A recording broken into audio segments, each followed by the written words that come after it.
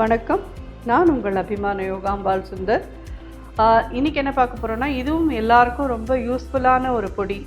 இது என்னென்னா புளியோதரை பொடி. இதை நீங்கள் பண்ணி வச்சுட்டேன்னா ஒரு 2-3 மாதத்துக்கு டிஃபன் பாக்ஸ்க்கு கவலை இல்லாமல் எப்போ வேணாலும் டக்குன்னு இந்த பொடியை போட்டு சாத்தை போட்டு கலந்து எடுத்துன்னு போகலாம்.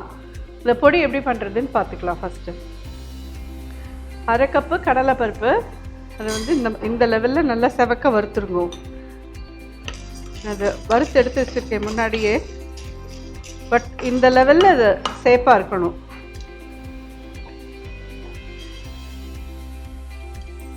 அரை கப்புக்கு 1/4 கப்பு உளுத்தம்பருப்பு, அதையும் வறுத்து எடுத்து வச்சுருக்கேன். இந்த மாதிரி சேஃபாக வறுத்து எடுத்து வச்சுருக்கோம். இதெல்லாம் ட்ரை ரோஸ்ட்டு. வெந்தயம் 1 டேபிள் ஸ்பூன், மிளகு 2 டேபிள் ஸ்பூன்,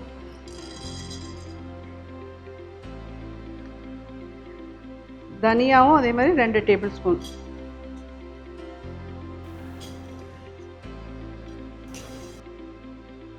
இதில் வந்து நீங்கள் மிளகா வத்தல் உங்களுக்கு எவ்வளோ காரம் வேணுமோ அவ்வளோ போட்டுக்கோங்க. நான் வந்து ஒரு 10 மிளகா வத்தல் போட்டிருக்கேன்.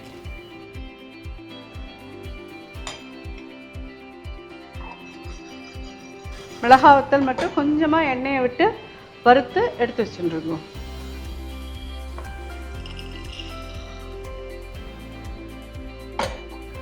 வெள்ளை எள்ளு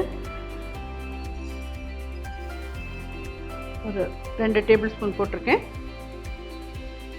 படப்படன்னு வெடிக்கிறது, இதுவும் எடுத்துடலாம். இப்போ வந்து கொஞ்சமாக நல்லெண்ணெய் விட்டுட்டு புளியை வந்து அதில் பொரிச்சு எடுத்துக்கணும். ஏன்னா நம்ம மிக்சியில் போட்டு பொடி பண்ணுறதே புளி வந்து பொரிஞ்சிருந்தால் தான் உங்களுக்கு பொடி பண்ண முடியும். நல்லா பொரிஞ்சிட்டதெல்லாம்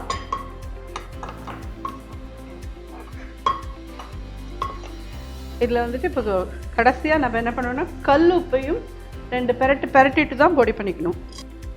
ஜஸ்ட்டு சூடு பண்ணிவிட்டேன், அடுப்பு அணைச்சிட்டேன். எல்லாத்தையும் சேர்த்து போட்டு இப்போ பொடி பண்ணி எடுத்துருந்துடுறேன்.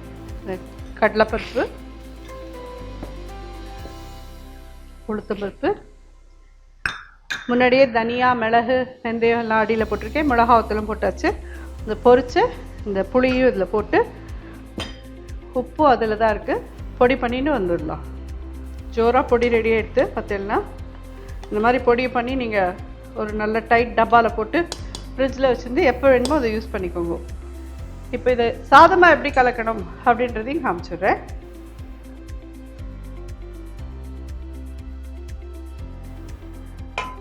2-3 ஸ்பூன் நல்லெண்ணெய் விட்டுருக்கேன்.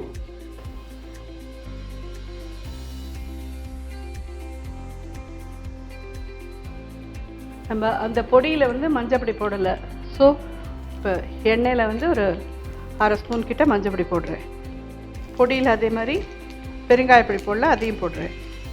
நிலக்கடலை, உளுத்தம்பருப்பு எல்லாம் ரெடி. இதில் வந்து கருவேப்பிலை பிச்சு போடலாம். இப்போ நான் வந்து 1 கப் சாதம் வச்சுருக்கேன். அதுக்கு தேவையான பொடியை இந்த எண்ணெயிலே போட்டுடலாம்.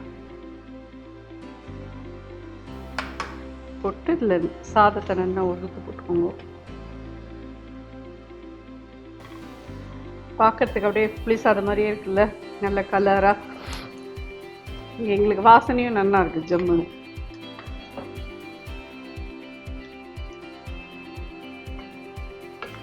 உப்பு உரப்பு இதெல்லாம் உங்களோட இதுக்கு பார்த்து நீங்கள் அட்ஜஸ்ட் பண்ணி போட்டுக்கோங்க. நம்ம அந்த பொடியில் வந்து கொஞ்சம் தான் கல் உப்பு போட்டிருக்கோம். மேலே சாதத்துக்கு வேணும் இல்லையா, அது கொஞ்சம் அட்ஜஸ்ட் பண்ணி போட்டுடலாம். ரெடி ஆகிடுது. ஆனால் இது எப்படி இருக்குன்னு யாராவது சாப்பிட்டு பார்த்தா தானே, நீங்கள் சர்டிஃபை பண்ணால் தானே உங்களுக்கு இது பண்ண முடியும். ஸோ நம்ம இன்றைக்கி புதுசாக இன்னொரு கெஸ்ட்டை கூப்பிடலாம். இன்றைக்கி நம்ம இன்பராஜை வந்து இதை சாப்பிட்டு பார்த்துட்டு எப்படி இருக்குன்னு உங்களுக்கெல்லாம் சொல்கிறேன். ஸோ அப்போ தான் இந்த பொடி எப்படி இருக்குன்றது நீங்களும் புரிஞ்சிக்க முடியும். அதுக்கு தான்.